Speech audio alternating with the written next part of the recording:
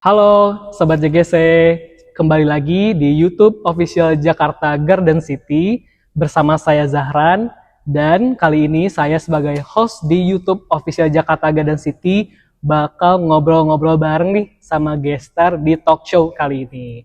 Tapi sebelum kita bahas lebih lanjut ya, topik yang nanti tentunya bakal menarik banget sama gestar kita kali ini, saya mewakili Jakarta Garden City mengucapkan minal aizin wal faizin, mohon maaf lahir dan batin.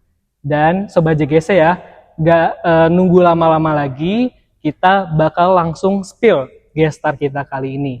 Yaitu ada Mbak Nadia Harsha sebagai Certified Financial Planner dan Educator. Halo. Halo Mbak Nadia, selamat datang di Jakarta Garden City nih Mbak Nadia. Gimana kabarnya Mbak Nadia? Sehat, alhamdulillah. Sehat, alhamdulillah. Oke, nih Mbak Nadia, kita bakal bahas topik yang menarik banget kali ini, Mbak. Apa tuh? Nih, mungkin saya sedikit cerita dulu ya. Curhat Mbak Nadia. dong. Curhat dulu. Ya, jadi curhat kali ini adalah soal rumah nih, Mbak Nadia. Dan momennya pas banget ya. Di sini Sobat JGC kita habis lebaran nih, Mbak Nadia. Lebaran. Udah ditanyain, kok belum punya rumah sih? Gitu. Selain itu juga pasangannya mana juga ditanya ya. Nah, tapi kali ini nih Mbak, waktu pas lebaran itu sayang banget ya. Saya sedikit nyesel karena gak manfaatin uang THR ini sebaik-baiknya. Nah, terus karena lebaran udah lewat, terus juga saya gak manfaatin uang THR ini tuh gak beli rumah. Sayangnya itu sih Mbak. Nah, tapi kali ini gak bahaya tah. Nah, ini yang jadi judul kita talk show kali ini nih, Mbak Nadia. Dan juga cerita menarik lagi nih Mbak, waktu pas saya lagi kumpul-kumpul bareng keluarga, terus juga sempat halal bihalal sama teman-teman kantor, ada banyak opini yang lagi hot banget Tentang rumah. Okay. Katanya tuh ada yang bilang nih, kalau ngontrak itu lebih worth it katanya dibanding kita beli. Tapi ada yang bilang juga katanya mending beli karena itu kita jadi aset jangka panjang. Nah, saya penasaran nih, menurut Mbak Nadia, tentunya Mbak Nadia udah berpengalaman banget ya jadi financial planner, itu menurut Mbak Nadia gimana sih Mbak pandangannya? Oke, baiklah. Jadi ini adalah polemik antara sewa rumah versus punya rumah gitu ya. Betul, benar. Jadi gini, pertama-tama dari kacamata perencana keuangan, yang pertama harus kita sama-sama sepakati adalah punya hunian, punya tempat tinggal tuh kayaknya adalah menjadi kebutuhan semua orang. Iya dong? Setuju banget. Setuju kan? Setuju Jadi banget. semua orang tuh terserah dia mau sewa, terserah dia mau beli, terserah lokasinya di mana, terserah bagaimana bentuknya, semua orang tuh perlu punya tempat tinggal. Iya. Nah, yang jadi sebenarnya lebih penting di sini adalah mengetahui kebutuhan dulu. Menurut aku lebih worth it sewa gitu. Menurut aku enggak dong, kan kita butuh punya aset, jadi mendingan punya sendiri. Nah, lagi-lagi harus dicek ke masing-masing orang, karena setiap kebutuhan orang tuh berbeda. Kalau misalnya nih, saya masih single, kebutuhannya ada di tengah kota, terus nggak apa-apa kok tinggal di ruang yang sempit, karena kan cuma sendiri aja. Ya udah deh sewa aja, ngekos di tengah kota. Sementara waktu berjalan terus dia berkeluarga, punya anak yang mulai ngerangkak-rangkak, kayaknya udah nggak ideal ya tinggal di tempat yang sempit. Akhirnya kebutuhannya berubah. Nah, jadi kalau kacamata perencana keuangan nih, mau sewa, mau beli, itu dua-duanya boleh. Tapi sesuaikan dengan kebutuhan hunian kamu saat itu. Kalau belum tahu butuhnya apa, terus buru-buru langsung ngejudge, enggak, menurut aku sewa. Enggak, menurut aku harus punya. Jangan sampai kita jadinya beli rumah, beli hunian, beli apartemen yang sebenarnya enggak mengakomodir kebutuhan kita. Itu aja sih. Oke, bener sih. Saya setuju banget ya Mbak. Karena kadang ada orang tuh sekarang kan khawatir ya Mbak, pengen beli rumah, tapi kesannya kayak FOMO, itu dihindarin banget ya. Iya, jadi dia beli rumah, lokasinya mungkin 3 jam dari lokasi kantornya dia bekerja, terus habis itu tiap hari dia struggle berangkat ngelewatin perjalanan 3 jam, terus akhirnya ngerasa kok capek banget ya punya rumah. Nah, padahal kan sebenarnya kebutuhan dia bukan itu. Nah, jadi lagi-lagi cari tahu dulu ya kebutuhan kamu tentang hunian tuh yang seperti apa, baru memutuskan lebih baik sewa atau lebih baik beli. Oke, jadi nih Sobat JGC bener kata Mbak Nadia, jadi jangan sampai kita tuh jadi cuman denger dari omongan-omongan orang aja, Benar. perhatiin kebutuhan dan gak ada yang salah ataupun gak ada yang bener juga ya. Betul, oke. Jadi ini Sobat JGC kira-kira Sobat JGC sering dengerin nggak opini soal ngontrak atau beli rumah? Nah Sobat JGC yang lagi nonton bisa komen ya nih di YouTube Jakarta Garden City. Kira-kira Sobat JGC setuju sewa atau beli rumah? Gitu ya Mbak ya. Dan kira-kira nih Mbak, kan kalau sewa itu juga ada baiknya pasti ya. Kan tadi tergantung kebutuhannya. Terus juga ada yang bilang juga owning property atau beli properti atau beli rumah itu untuk keputusan jangka panjang. Betul. Nah, kalau menurut Mbak Nadia kira-kira ada nggak sih plus minusnya menurut Mbak Nadia antara ngontrak atau beli rumah itu sendiri? Oke, jadi kalau kita kelompokkan plus minusnya antara sewa rumah versus beli rumah itu selalu tentang fleksibilitas versus stabilitas. Fleksibilitas Fleksibilitas versus stabilitas. Kira-kira yang sekarang lagi kamu kejar dan lagi kamu butuhkan tuh yang mana? Ngomongin sewa, itu selalu fleksibel. Kita bisa pilih lokasinya yang kira-kira paling sesuai sama kita. Oke. Rumah juga bisa sih, tapi biasanya yaitu tadi, kalau mau makin dekat ke tengah kota, harga tanahnya makin mahal. Tapi kalau misalnya kita sewa, lebih fleksibel deh lokasi-lokasinya. Yang kedua, kita akan lebih fleksibel, dia nggak perlu DP besar di awal. Jadi dari sisi finansial, kalau sewa tuh nggak pusing ketika pembayaran di awal. Gitu. Dan yang ketiga, fleksibelnya lagi bisa pindah-pindah. Kayaknya nggak cocok nih daerah sini, bosen pindah deh. Kayaknya tetangganya nggak asik, pindah deh gitu. Sementara kalau punya rumah kan nggak se-fleksibel itu ya. Iya, benar. Nah, tapi ada minusnya juga. Yang pertama, kita nggak bisa ubah tampilan rumah atau tempat tinggal yang kita sewa. Ya dong, kalau ngelihat akun rumah tuh kan lucu-lucu ya, kayak ih kok bagus banget homestay-nya, oh ini kok bagus banget.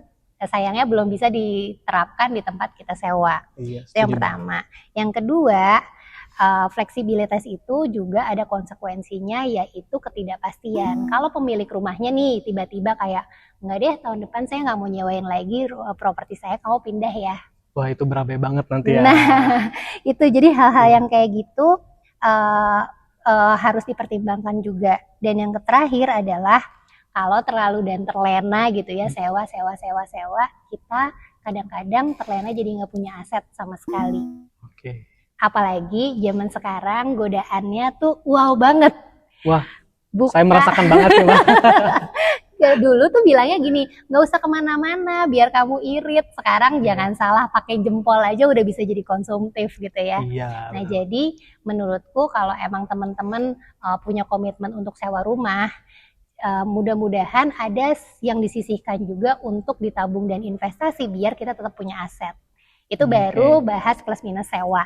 Kalau plus minusnya punya rumah sendiri atau owning home, yang pertama tuh adalah ya plusnya adalah kita punya kuasa ya, karena itu aset sendiri. Mau diubah bentuk apapun ya silakan aja. Nah terus yang berikutnya adalah kalau punya tempat tinggal itu kita bisa punya keuntungan dari capital gain. Jadi kita beli rumahnya dulu, misalnya satu rumahnya 500 juta, dalam 10 tahun udah naik jadi 2 miliar, itu kan banyak yang kayak gitu. Tapi sebenarnya capital gain-nya itu kan belum terrealisasi, jadi belum bisa dianggap sebagai keuntungan langsung, tapi paling enggak asetnya kan udah naik gitu. Dan yang terakhir adalah kalau kita punya tempat tinggal tetap, ada semacam ease of mind gitu. Kayak ngerasa bahwa this is my own home gitu. Jadi sejauh apapun kamu pergi, kamu tetap selalu bisa, oke, aku pulang ke rumah. Gitu. Nah tapi ada minusnya karena lagi-lagi fleksibilitas versus stabilitas. Stabilitas itu kita bayar dengan harga yang nggak murah, ya kan? Jadi kalau pengen owning rumah ya harus bisa mendapat konsekuensi bahwa ada harga yang harus kita bayar. Itu kira-kira. Jadi lagi-lagi versus antara sewa dan punya rumah itu selalu soal fleksibilitas versus stabilitas. Kira-kira mana yang akan kamu bisa ambil konsekuensi?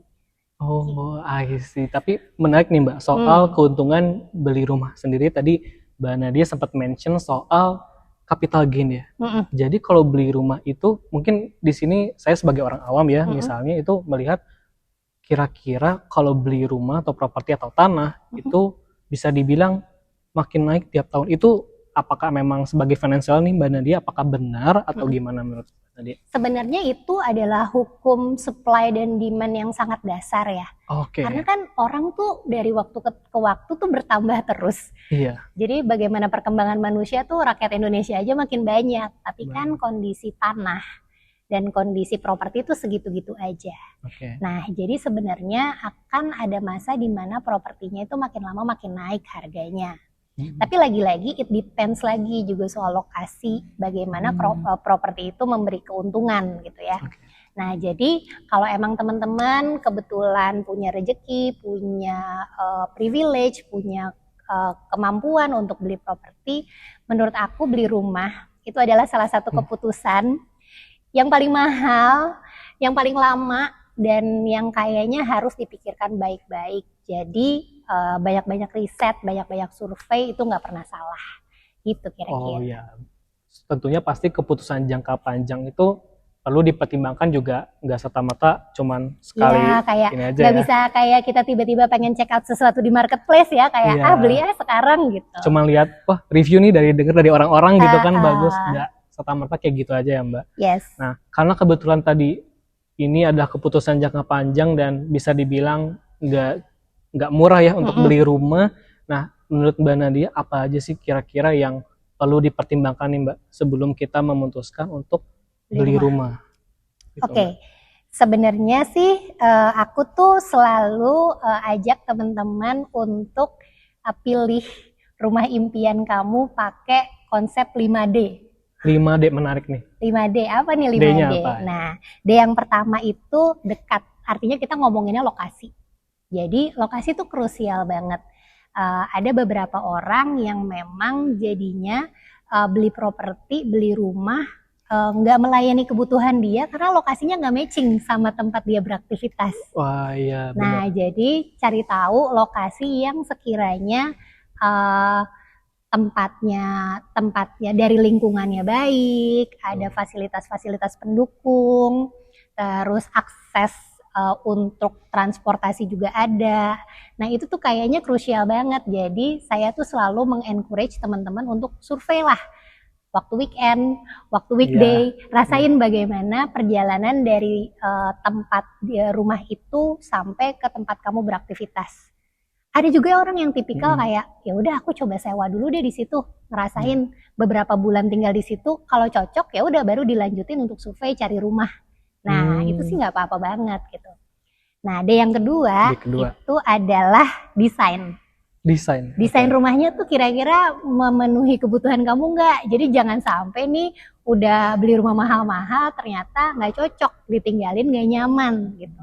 Dan yang ketiga adalah developer. Developer ini maaf banget menurut aku jangan sampai pilih developer yang abal-abal karena ya itu tadi banyak banget kan ya kasus-kasus sekarang kita udah beli rumah mahal-mahal, udah nabung segitunya tapi ternyata pembangunan rumahnya tuh bodong.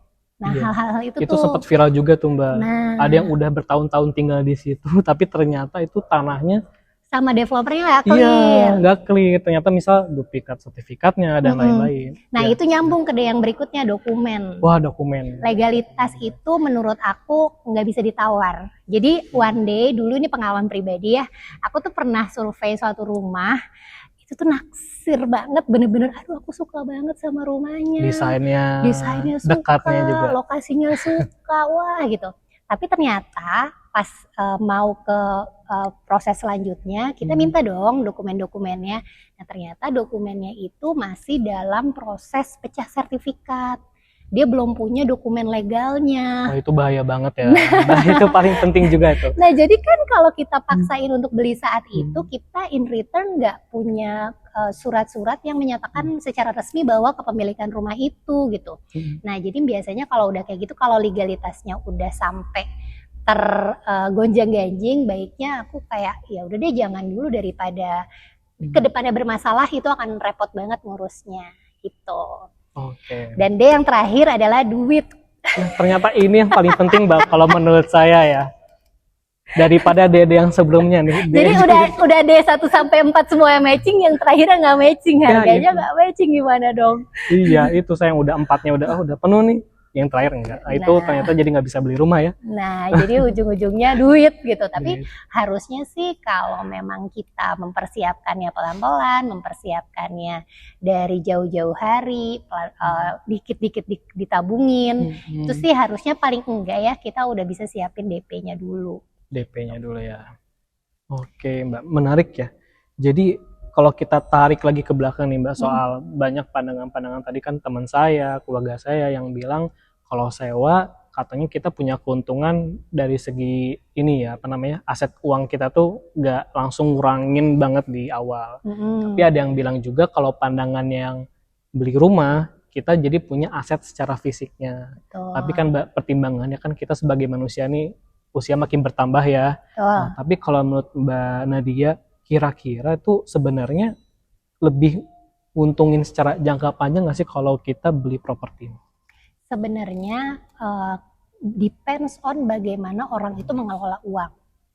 Ada tipikal orang-orang yang cukup apik gitu loh. Jadi dia tuh sewa rumah. Jadi ada beberapa klien saya yang kebetulan nih dia bekerja di institusi negara. Jadi dia tuh belum bisa menetap di satu daerah gitu. Jadi tahun ini mutasi, tahun depan kelempar kemana lagi. Jadi kayaknya dia masih bingung untuk beli properti, ya kan? Sebenarnya uangnya ada gitu.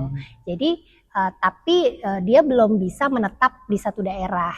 Nah, kalau tipikal orang yang nggak apik sama uang, ya udah biasanya kan sewa asik sendiri, terus duitnya habis begitu aja, ya kan? Tapi ada juga orang yang lumayan bisa mengelola uang, dia sadar bahwa mungkin sekarang lagi kebutuhannya sewa, tapi nanti at the end of the day, aku kan pengennya pensiun menetap di satu daerah. Iya itu. Harus punya tempat dia pulang ketika mau ngabisin masa tua nanti gitu. Atau simple, nggak usah nunggu pensiun deh, nunggu anak sekolah aja.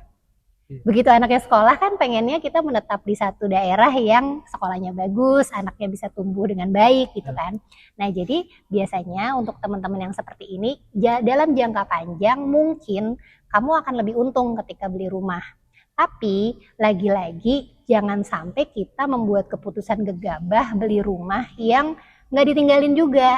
Nah, itu banyak juga ya yang kayak gitu. Nah, balik lagi ya, sesuai dengan money habit kamu. Mudah-mudahan teman-teman di sini sadar bahwa kalau emang at the end of the day tetap mesti beli rumah, dikumpulin uangnya dari muda.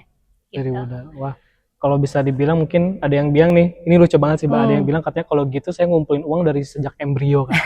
Ada yang bilang gitu juga ya.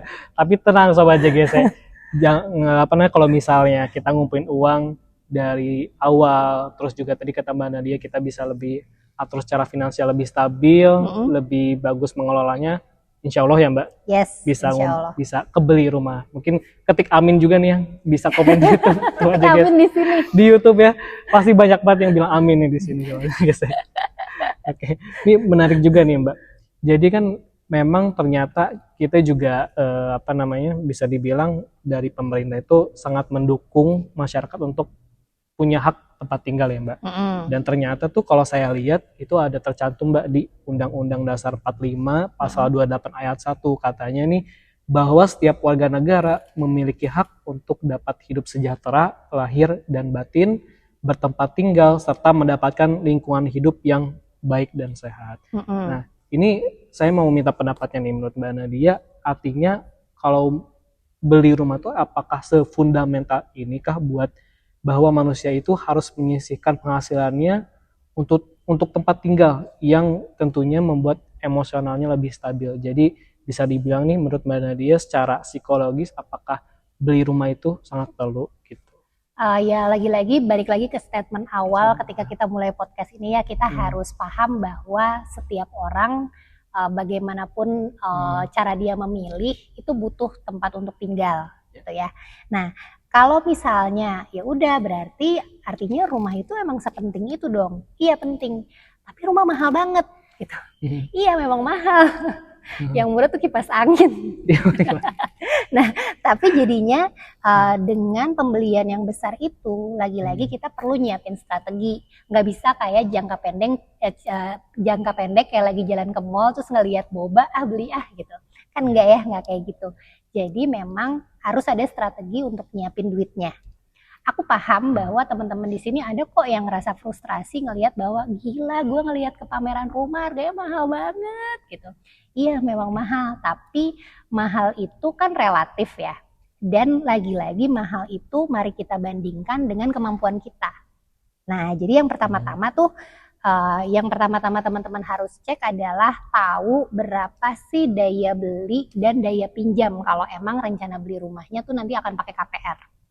Ini pasti paling banyak KPR nih Mbak. Tahu daya belinya dulu. Jadi rata-rata harga rumah yang direkomendasikan itu adalah sekitar 3 sampai 5 kali penghasilan tahunan kamu.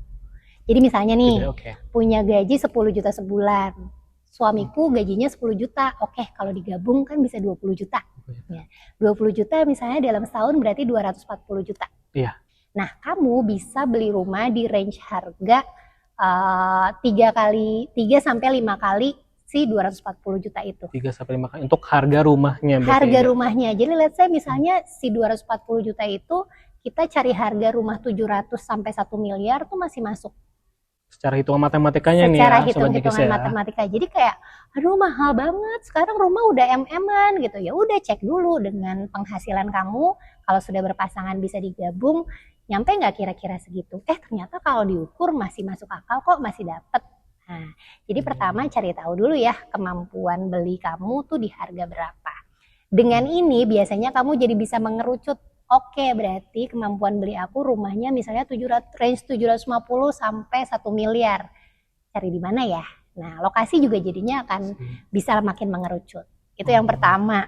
Yang kedua, begitu ngomongin rumah, belinya pakai kredit pemilikan rumah atau KPR itu nggak bisa modal dengkul. Jadi ada down payment dan biaya-biaya yang mesti dibayarin. Nah, instead of kamu langsung fokus sama harga rumahnya, astaga rumahnya 1 miliar, banyak banget, mahal banget. Ya udah, fokus dulu turunin. Ya udah, berarti rumah yang diincar tuh 1 miliar, berarti aku harus siapin DP 10 sampai 30%-nya. Oke. Instead of pusing ngumpulin 1 miliar, ya udah kita fokus dulu ngumpulin 100-200 juta. Lebih masuk akal lagi kan? Iya. Jadi let's say suami istri sama-sama ngumpulin uang biar bisa punya DP dulu 100-200 juta gitu. Selain dari bulanan, dari THR deh, dari bonus deh, semuanya dikumpulin. Itu harusnya masuk gitu. Yang berikutnya adalah tentu aja pakai skala prioritas. Kalau kita lagi pengen ngumpulin dana rumah, ya udah biasanya yang lain jadinya ngalah dulu. Ngopi-ngopinya dikurangin. Beli jajan-jajannya. Beli sepatu, beli baju, alat-alat fashion itu kayaknya boleh deh dipakai ulang gitu, nggak usah setiap saat baru. Atau staycation-nya dikurangin dulu. Atau jalan-jalan travelingnya juga dikurangin. Nah jadi lagi-lagi emang kita nggak bisa dapat semuanya dalam hidup. Kalau emang lagi punya target itu, ya udah turunin aja yang lain gitu.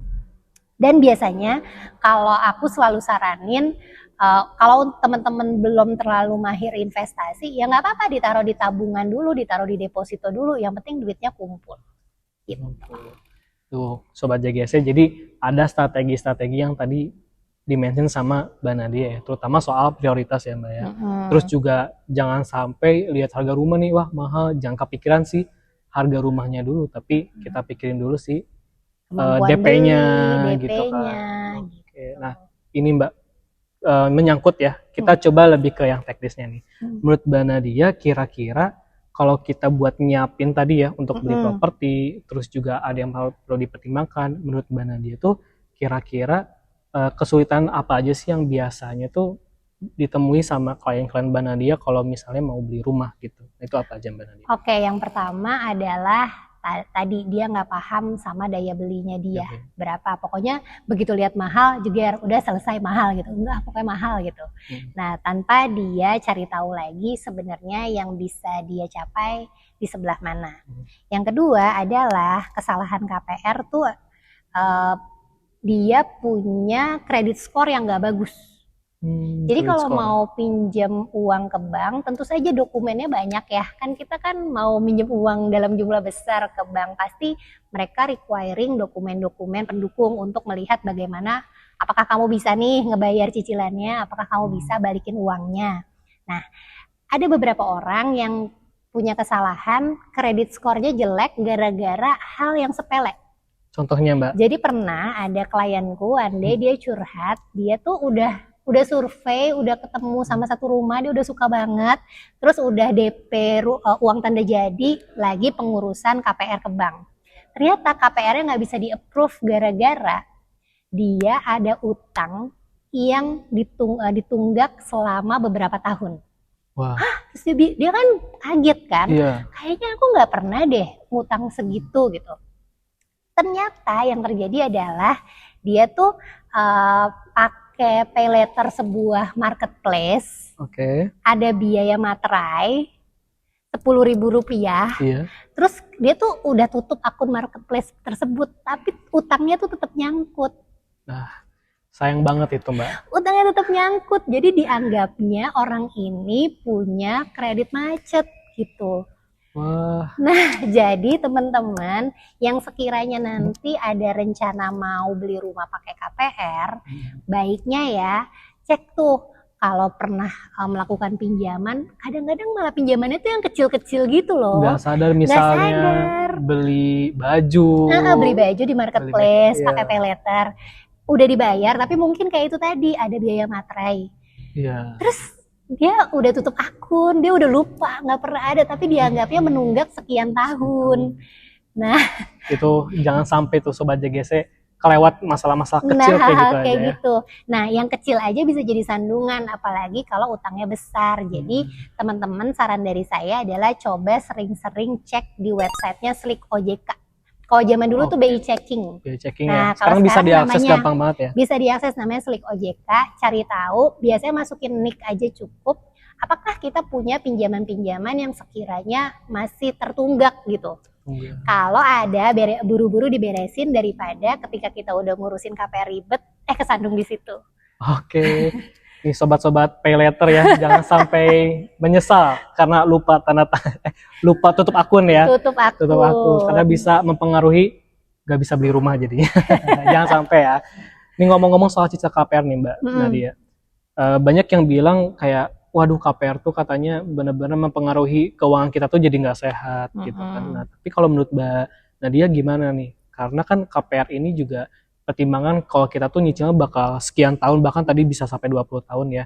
Nah, jadinya tuh kadang nih kita Gen Z maupun milenial tuh udah jiper duluan. Iya, udah jiper duluan nih sama KPR gitu kan. Nah, menurut Mbak Nadia kayak gimana? Sebenarnya KPR itu kan adalah alat bayar ya. Alat bayar gitu. Plus poinnya KPR adalah dia membantu kita untuk mendapatkan rumah impian kita lebih cepat. Kalau let's say misalnya kita nabung, kita akan butuh beberapa tahun untuk ngumpulin uangnya dan beli rumah itu secara tunai. Sementara kebutuhannya sekarang. Nah, jadi ya udah biasanya salah satu opsi yang bisa kita ambil adalah KPR. KPR itu menurut saya baik ketika kamu paham bagaimana cara kerjanya. Yang sering kelewat adalah biasanya teman-teman suka nggak baca kontrak secara menyeluruh. Yang kedua adalah teman-teman cari tahu dong cicilannya berapa dan di mana bunga yang fix, di mana cicilan yang floating. Itu yang suka kelewat kadang ya. Nah, jadi harus bisa dicek dan disesuaikan dengan kemampuan kita. Jadi let's say misalnya, oke, nggak apa-apa deh, 3 tahun awal aku pakai bunga fix cicilannya segini, nanti di tahun keempat mudah-mudahan let's say income-nya udah naik, harusnya udah bisa menyesuaikan. Atau pakai opsi, misalnya pakai KPR syariah. KPR syariah itu marginnya itu fix, jadi dari awal cicilannya itu cicilannya itu akan sama terus. Sama Nah, terus. walaupun marginnya lebih tinggi dari KPR yang konvensional, tapi paling enggak dari situ kita udah bisa memperkirakan, oh gaji aku misalnya 10 juta, cicilan rumahnya adalah 3 juta rupiah sebulan. Fix terus sampai akhir masa, akhir tenornya. Betul. Nah, kalau itu biasanya kan kita udah tahu, oke, jadi kelihatan nih hal-hal yang harus kita prioritaskan. Lagi-lagi ada hal-hal yang kita nggak bisa kontrol, misalnya kena PHK, Itu dia. atau misalnya ekonomi lagi nggak bagus. Tapi kan kalau terus-menerus dibayangin sama ketakutan itu, kita jadinya nggak kemana-mana juga kan. Serba salah jadi. Serba salah. Nah, jadi mendingan cari kira-kira risiko terukur yang bisa kita ambil. Kalau emang let's say ya udah, kalau ternyata sampai kena PHK, harusnya udah bisa punya dana darurat yang mengcover cicilan sementara sampai dapat pekerjaan baru. Nah, hal-hal seperti itu tuh yang harusnya kita bisa cari tahu dan kita bisa ngelihat bahwa oh, oke deh, bisa nih gitu. Instead of ya udah diem aja dalam ketakutan. Iya, jadi butuh banget kematangan secara pengelolaan finansial ya Mbak ya di sini. Jadi nggak serta-merta kita juga takut ataupun kita juga jadinya cepet-cepet langsung ngambil KPR, itu juga Nah, jadi keputusan yang nggak bijak ya. antara takut banget atau nggak takut banget tuh dua-duanya bahaya. Iya benar. Jadi harus ada di tengah-tengah, kita bisa berpikir kira-kira risiko terukur yang bisa aku ambil tuh apa gitu. Oke. Nah ini kita langsung ke pertanyaan terakhir nih Mbak Nadia, nggak kerasa banget ya. Masa sih kita udah Iya, ngobrol? kita udah lebih dari mau 30 menit nih Mbak. Oke. Nah kira-kira nih menurut Mbak Nadia, setuju nggak kalau beli properti itu penting banget untuk investasi masa depan? Karena misalnya nih kita beli rumah, terus kita nyicil KPR juga, itu kan juga bisa kita sewain ya, dan uang sewanya itu bisa kita bayar cicil KPR. Nah, tapi kita sendiri kadang jadinya orang-orang misalnya pada lebih milih sewa atau ngontrak. Nah, kalau menurut Mbak Nadia itu termasuk investasi yang tepat atau enggak? Dan kira-kira kapan sih investasi yang bisa dibilang tepat itu buat kita? Oke, jadi rumah sebagai investasi ya. Nah, sebenarnya tuh ada dua hal. Yang pertama-tama rumah sebagai kebutuhan untuk tempat kita tinggal. Ini tuh bukan investasi tapi liabilities alias biaya yang gede banget yang mesti kita keluarkan. Tapi ya nggak apa-apa, at least kita punya aset dan punya tempat tinggal. Kalau ini settle, biasanya next step-nya adalah ya udah yuk kita punya rumah sebagai aset untuk passive income, sebagai investasi. Boleh aja sih sebenarnya rumah dijadiin investasi. Kita tuh bisa dapat cuan atau income dari investasi in terms of property itu ada 3. Yang pertama adalah ketika kita beli terus kita hold, buy and hold bilangnya. Jadi kita beli rumah misalnya harganya 500 juta, dimiliki selama berapa tahun, terus dijual lagi harga pasarnya udah naik. Nah, capital gain itu yang kita dapatkan. Itu investment kan sebenarnya. Investment, betul. Yang kedua adalah ada yang namanya juga fix and flip. Ini biasanya tipikal orang-orang yang emang seneng ngotak-ngatik rumah gitu loh. Jadi dia ngelihat oh rumah ini tuh udah kayaknya bagus deh, tapi cuma harga tanah doang karena bangunannya udah nggak bagus gitu. Nah ini kayaknya bisa nih aku manfaatkan jadi properti. Jadi dia beli dengan harga murah, dia fix, dia benerin, terus dia jual dengan harga lebih tinggi. Nah tapi biasanya risikonya di bagian sini adalah ada drama kontraktor. Oh iya. Itu tuh agak-agak butuh tarik ulur yang lumayan. Dan yang terakhir adalah konsep investasi properti itu yang terakhir tuh rental. Jadi kita punya rumah, terus udah gitu kayaknya mungkin mau diwarisin ke anak, tapi sekarang anaknya masih kecil, ya udah deh kita sewain aja. Nah ini return of investment-nya tuh rata-rata 5% dari harga rumahnya kalau di Indonesia. 5%. Let's say misalnya punya rumah harga 1M, kita bisa nih sewain kira-kira dalam setahun tuh 50 juta. Setahun ya, 50 juta setahun. Jadi kurang lebih 5%. Nah, boleh aja kalau emang mau pakai properti atau rumah sebagai investasi, nggak ada salahnya. Ada tipikal orang-orang yang sukanya aset bentuknya fisik gitu. Iya. Ada tipikal orang yang enggak, aku sukanya investasinya di saham atau obligasi aja. Tapi ada juga yang suka investasinya di sektor real gitu. Ya nggak apa-apa, sah-sah aja. It's about a preference gitu. Jadi kalau emang teman-teman sekiranya mau investasi di properti, bisa mempertimbangkan 3 konsep yang tadi. Tadi ya. Sama tadi 5D juga harus di 5D. duit terutama ya. Tapi nih Mbak, saya kayaknya mau ada satu pertanyaan lagi, boleh ya? Boleh. Ini biar relate juga sama kondisi sekarang. Jadi bisa dibilang kan kondisi ekonomi Indonesia yang kayak sekarang, menurut Mbak Nadia nih sebagai financial planner tuh, apakah lebih baik disarankan untuk ngontrak atau sewa dibandingkan beli? Menurut Mbak Nadia gimana? Di ekonomi sekarang sebenarnya kalau teman-teman udah punya kapitalnya, udah punya uangnya, ini sebenarnya adalah salah satu potensial banget. Kalau uangnya udah ada, biasanya di ekonomi yang slowing banyak orang-orang yang lepas aset dengan harga di bawah pasar. Iya. Kejadian 2020 pas COVID, banyak banget orang-orang yang melepas properti dengan harga di bawah pasar.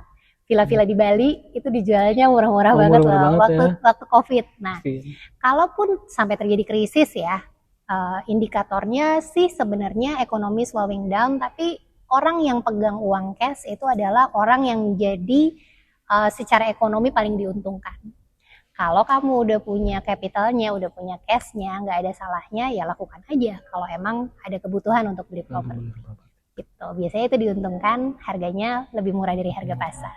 Oke, jadi bisa aja momen seperti ini tuh jadi untuk bisa investasi tuh peluangnya besar banget ya. Justru ini bisa dilihat sebagai peluang ya, instead of kita ketakutan sama krisis, tapi syaratnya adalah mumpung krisisnya belum ada, disiapin dulu duitnya. Nah itu jadi ya Sobat JGC, momennya pas banget Sobat JGC buat beli rumah dengan kondisi seperti ini.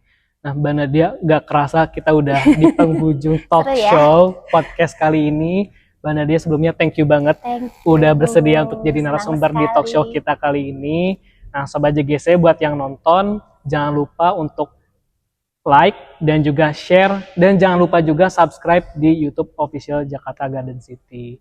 Nah mungkin itu aja nih Mbak Nadia, sebelumnya thank you lagi udah hadir di talk show kali ini, dan Sobat JGC kita sampai jumpa untuk kita nonton bareng di talk show, di next talk show ya tentunya. Jadi Sobat JGC sekian dan see you Sobat JGC.